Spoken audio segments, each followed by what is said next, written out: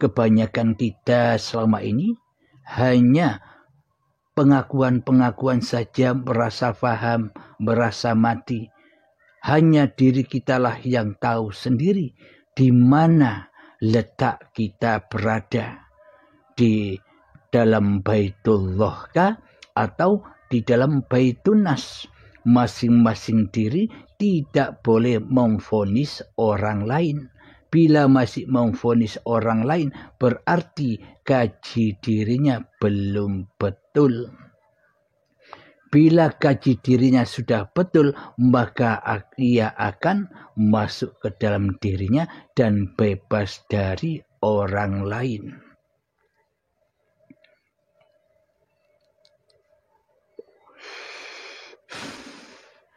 Jika sudah mengerti, jika sudah paham dan memahami isi baiatan itu, maka berdiamlah di dalam dirimu sendiri. Biarlah yang bersyariat, biarlah yang bertorekot, biarlah yang berhakikat, dan biarlah yang bermakrifat, ya penciptamu sendiri. Jadilah makhluk yang baik. Jadilah makhluk yang tidak bisa apa-apa jika dirimu merasa dirimu hanya sebagai makhluk.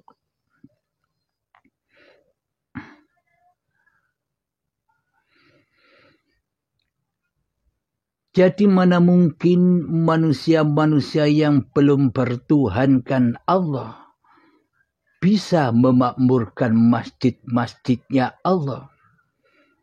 Jadi meskipun badan-badan kita memakmurkan masjid secara syariatnya, setiap hari sholat jamaah di dalam masjid,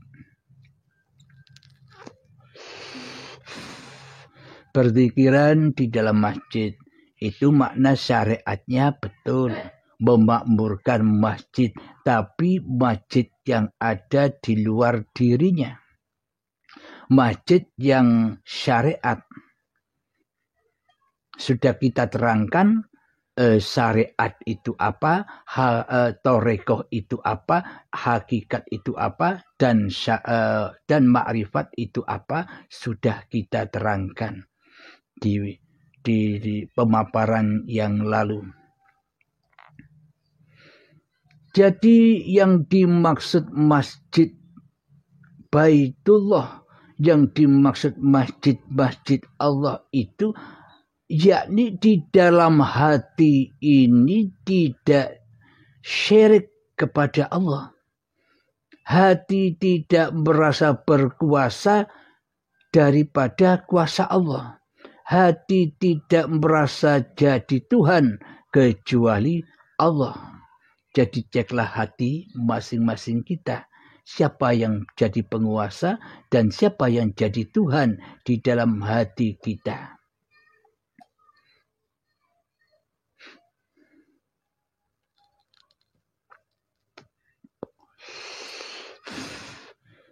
Jadi hakikat masjid di sisi Allah itu adalah Allah sendiri. Hakikat Baitullah itu adalah ya hayatullah sendiri. Jika kita belum mengenal Allah, jika kita tidak tahu Allah, jika kita tidak pernah bertemu dengan Allah, itu tandanya hati kita masih syirik. Hati kita masih kufur. Hati kita masih mensekutukan Allah dengan diri kita. Karena seluruh sifat-sifatnya Allah kita akui sebagai sifat diri makhluk. Bagaimana mungkin makhluk punya sifat? Jadi penciptanya lah yang wajib punya sifat itu. Bila di dalam hati kita masih syirik, masih ingkar kepada Tuhannya, maka kita takkan pernah mendapatkan pahala di sisi Allah. pahalanya di sisi hawa nafsu kita sendiri. Apa pahalanya? Merasa bangga dengan apa yang sudah kita kerjakan, merasa bangga dengan pengetahuan kita memahami teori-teori ilmu hakikat dan makrifat, merasa bangga dengan apa-apa yang sudah kita amalkan selama ini. Itulah pahalanya di sisi hawa nafsu kita sendiri. Di sisi Allah apakah ada pahalanya? Di sisi Allah yang ada hanyalah dosa. Kehidupan kita selama ini sebelum kita mengenal Allah seluruhnya di dalam lembah dosa. Seluruhnya di dalam lembah siksa kubur. Hatinya disiksa di dalam kuburan badan ini yang dari tanah ini. Selama kita belum mengenal Allah, selama hati kita syirik kepada Allah, selama hati kita selalu mensekutukan Allah dengan diri makhluknya, dengan diri kita sendiri di dalam hati kita, itulah lembah jahanam yang berbahan bakar badan-badan manusia dan hati yang keras melebihi kerasnya batu, yakni jiwa-jiwa yang tersesat jalannya, tersesat jauh dari fisabilillah.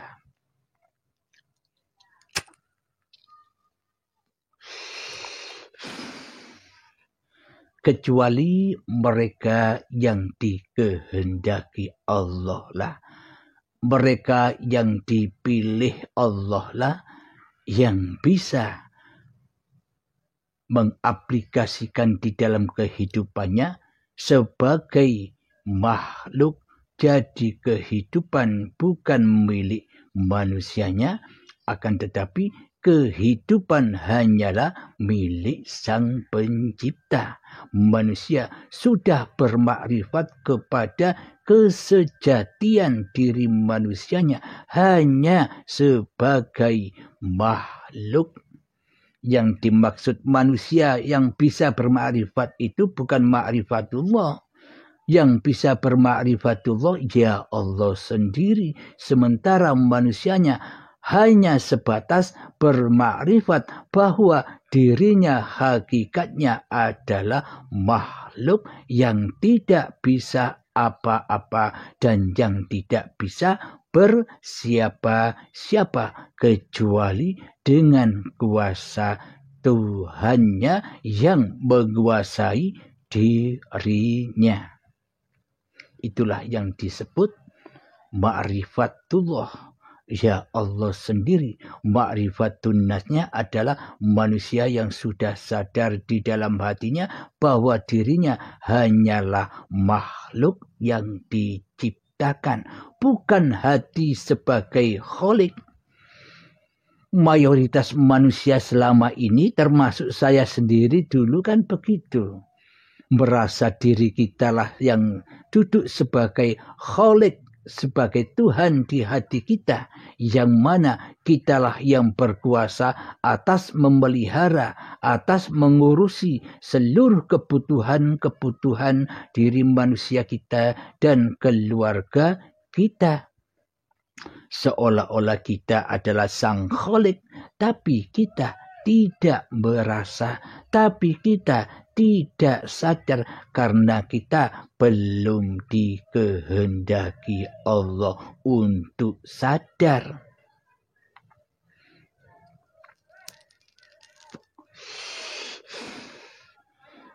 Karena Allah sesuai prasangka hatimu. Bagaimana engkau berprasangka kepada Allah dan bagaimana engkau berprasangka kepada dirimu sendiri.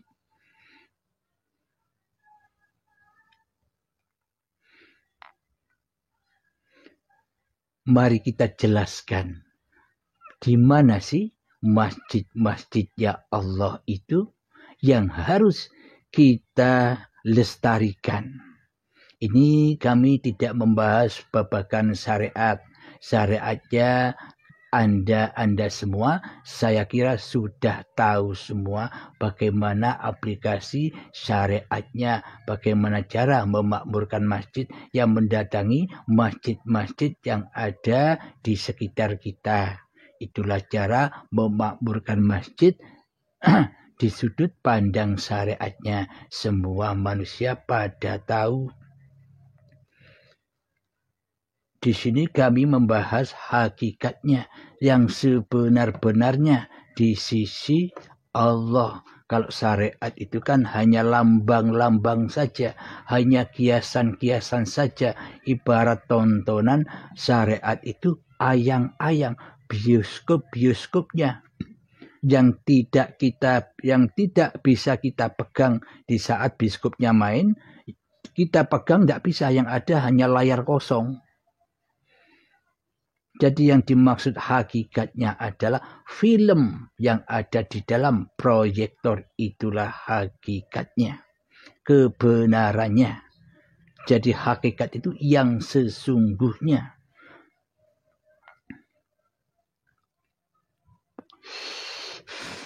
Karena bila tak ada filmnya, maka tak akan ada bioskopnya. Bila tak ada hakikatnya, maka syariatnya pun juga tak ada. Jadi yang lebih penting mana antara syariat dan hakikat? Jika syariat dan hakikat jalan bersama, ya kenali dulu Tuhanmu. Bila engkau tidak mengenal Tuhan yang kau tuhankan di dalam hatimu, maka selamanya engkau tak bisa beramal soleh. Jadi hakikat amal soleh itu, jadi hakikat amal yang diterima oleh Allah itu hamba-hamba yang sudah kembali kepada jati dirinya, yakni makhluk yang tidak bisa apa-apa kecuali dipergerakkan, diperjalankan oleh Sang Penciptanya.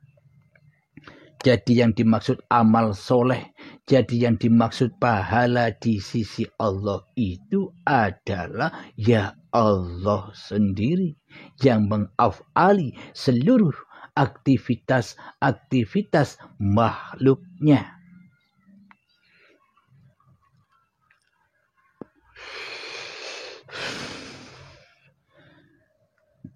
Marilah kita kaji apa sih hakikat masjid-masjid yang harus kita lestarikan di dalam hati kita. Kalau di dalam hati kita adalah tiadanya pengakuan bahwa hidup dan badan ini diri manusiamu. Karena manusia tidak akan bisa menyebut-nyebut bahwa dirinya sebagai manusia tanpa Allah sebagai penciptanya. Jadi yang menyebut-nyebut diri kita sebagai manusia, ya Allah sendiri. Makhluk tidak bisa menyebut apa-apa tentang dirinya. Sama halnya kopi ini. Mohon maaf, kopi ini tidak akan bisa menyebut-nyebut bahwa diri ini adalah kopi selain penciptanya. Siapa pencipta kopi ini? Apakah Abdul Halim? Apakah saya? Bukan. Penciptanya adalah hidup yang menyediakan ini semua. Penciptanya adalah bahwa ini adalah kopi, adalah hidup yang ada di diri masing-masing kalian semua. Sehingga kalian bisa menuduh nama cangkir yang ada, nama ini adalah kopi. Kalau Anda tidak hidup, kalau Anda mati, maka Anda takkan bisa menyebut bahwa ini adalah kopi. Jadi yang bisa menyebutkan ini kopi adalah ya penciptanya. Bismillah.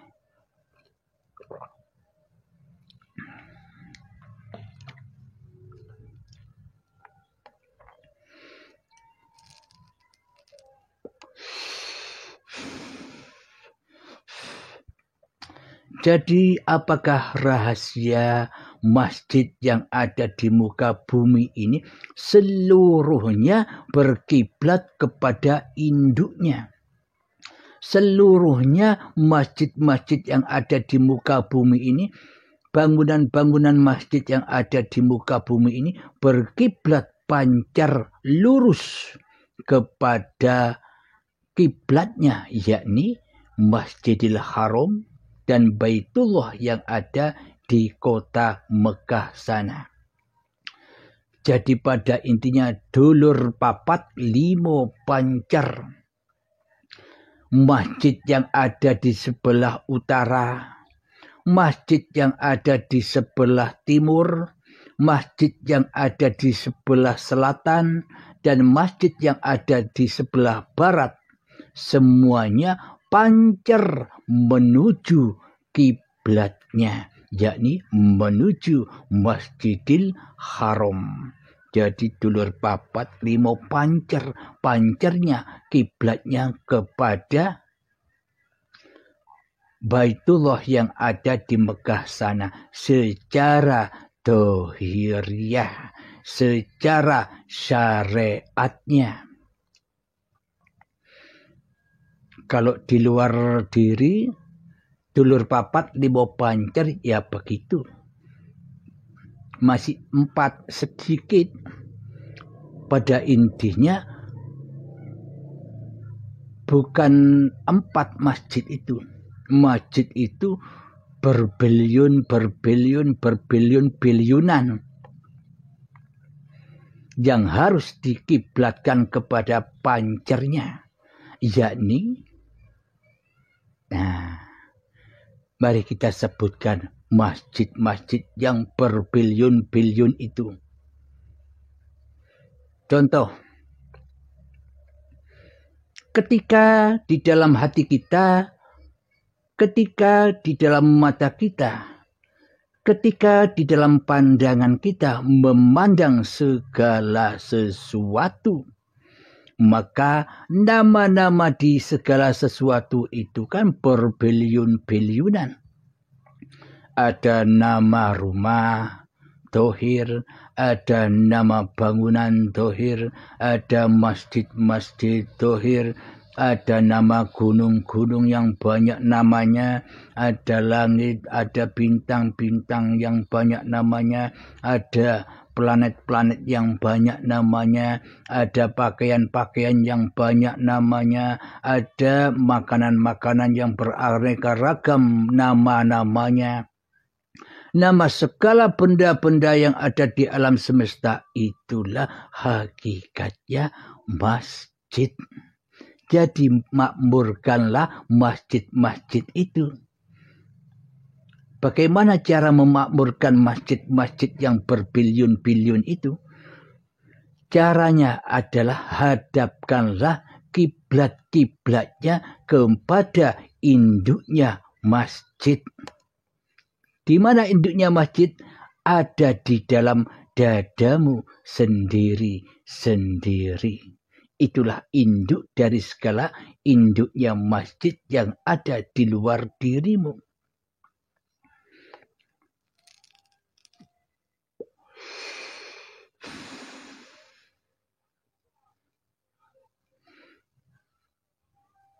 Ilustrasinya begini. Ini yang bisa memahami hanyalah orang-orang yang sudah dikehendaki Allah saja. Namun saya ungkap dan ceritakan saja. Siapa tahu nanti Anda pun juga dikehendaki Allah. Ketika kita memandang baju yang ada di luar diri kita, atau baju yang ini, atau tangan ini, atau sarung ini, atau apapun nama-nama yang ada di luar diri kita, jika tidak ada induknya, jika tidak ada kiblatnya, bila tidak ada Baitullah yang ada di diri tiap-tiap manusia, yakni hidup, apakah kita bisa menyebut-nyebut masjid-masjid yang ada di luar diri kita? Seluruh apa yang kita sebut di luar diri kita itu kan masjid-masjid yang kecil. Jadi ahadkanlah masjid-masjid yang kecil itu. Maksudnya bagaimana mengahadkannya? mengahadkan di dalam hati kita bahwa apapun yang aku sebut, apapun nama-nama yang aku sebut, apapun sesuatu yang aku lihat, yang begitu banyak ragamnya itu di luar diri kita, yang ada di dalam bioskop pagelaran Tuhan di alam semesta ini. Jadi ahadkanlah di dalam hati kita, bila tidak ada Allah, bila tidak ada wujudnya hidup, maka nama-nama itu, maka segala sesuatu itu takkan pernah ada.